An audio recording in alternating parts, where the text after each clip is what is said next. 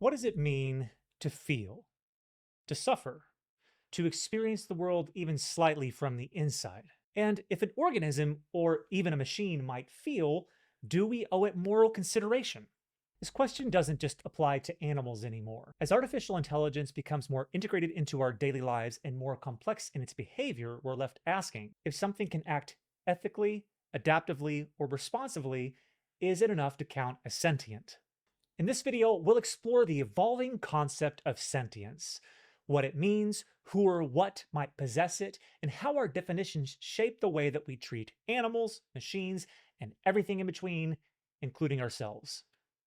Sentience is often defined as the capacity to have subjective experiences, to feel pain, pleasure, or internal states. Proto-consciousness, on the other hand, refers to primitive forms of awareness without clear evidence of emotional or experiential depth. Think of sentience as having the capacity to experience what it is like to be that organism. In a way, proto-consciousness can be thought of as a precursor to sentience. It's often associated with minimal information processing, stimulus feedback loops, and homeostatic regulation. Some researchers speculate that protoconscious states could underlie sleep states, embryonic neural activity, and even the behavior of more simple organisms like sponges. In contrast, sentience tends to imply a richer form of awareness, a felt sense of being, if you will. It is this subjective, phenomenal quality that grants moral relevance. Neuroscientists and philosophers have long debated which organisms might be sentient. The evidence is strongest in mammals, fish, birds, and cephalopods. But what about insects, crabs, or even sponges or mycelia? Modern frameworks like integrated information theory and global workspace theory offer some insights into consciousness in both biological and artificial systems. Integrated information theory, proposed by Giulio Tononi, suggests that consciousness corresponds to the degree of integrated information processing within a system. Even though it's a mathematical approach to quantifying this, it's actually really difficult to empirically validate. Global workspace theory, developed by Bernard Bars and expanded by Stanislas Dehaene, posits that consciousness arises when information is broadly distributed and accessible across the brain, particularly via cortical networks. However, consciousness remains really difficult to measure directly, especially in organisms lacking complex neural structures or verbal capabilities. In a 2024 article by Susa Valente, the author argues that our insistence on narrow definitions of sentience may reflect not scientific caution, but actually moral convenience. One of the complications here is that historically, scientists have used humans as the gold standards for sentience and morality. For instance, the presence of homologous neural structures in subjective experience, like the insula, the anterior cingulate cortex, and the thalamus, have guided the assessment of sentience in animals.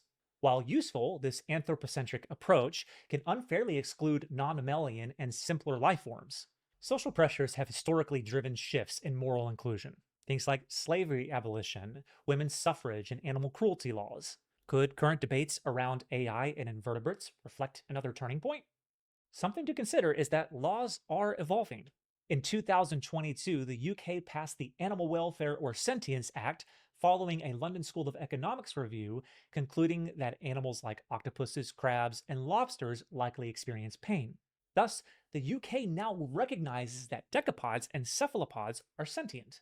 Still, globally, most species, particularly invertebrates, receive little legal protection. The burden of proof remains on non-human organisms who cannot speak up for themselves, reflecting deep ethical inconsistencies. As AI becomes sophisticated, similar questions arise. If a machine behaves ethically, should it have rights? If it learns, adapts, and self-monitors, might it transcend being simply a tool? Now, currently, AI lacks sentience. Neuroscientific research clearly links subjective experiences to specific neural substrates. Again, like the insula, anterior cingulate cortex, the thalamus, or the periaqueductal gray. What we understand is that these structures integrate affective and sensory signals. AI systems lacking similar substrates cannot genuinely experience emotion or sensations. However, Dew and colleagues in a recent 2023 study showed that human-like concept representations emerged spontaneously in multimodal large language models, which raises a very intriguing possibility. Could AI move beyond predictive modeling structures into realms akin to artificial phenomenology? This ongoing debate does parallel historical ethical ones. Should we cautiously wait for irrefutable evidence or proactively extend moral consideration based on potential capacity? Humans have long preferred to jump to conclusions rather than exist in uncertainty. We have preferred to dominate rather than to coexist. Yet broadening our moral circles challenges us to not only redefine sentience, but question our own morality. And this, I believe, is a boon because leaning into compassion, especially when it's inconvenient, has tremendous psychological benefits. Research shows that compassion enhances mental health by reducing stress, anxiety, and depressive symptoms, while increasing overall well being, resilience, and social connectedness. Compassionate actions also reinforce a positive self concept and foster emotional regulation. What's to lose? Well, practicing compassion requires intentional strategies. For instance, mindfulness work is required to recognize suffering. Empathy exercises are needed to cultivate perspective taking, and we need to actively challenge our biases and fears that would otherwise limit our moral considerations. And here's the thing, it's worth it. Embracing compassion, even when it's impractical, can lead to more fulfilling interpersonal relationships, stronger communities, and a healthier society overall. We just have to be willing to challenge ourselves. I hope that you enjoyed this video. I hope that I've sparked some curiosity. Please join me in this discussion. Comment down below what your thoughts are. Is AI sentient? Are we approaching it? Is it possible? Is it likely? I'd love to hear from you. As always, stay safe out there. I'm Dr. Charles, and I'll see you at the next check-in.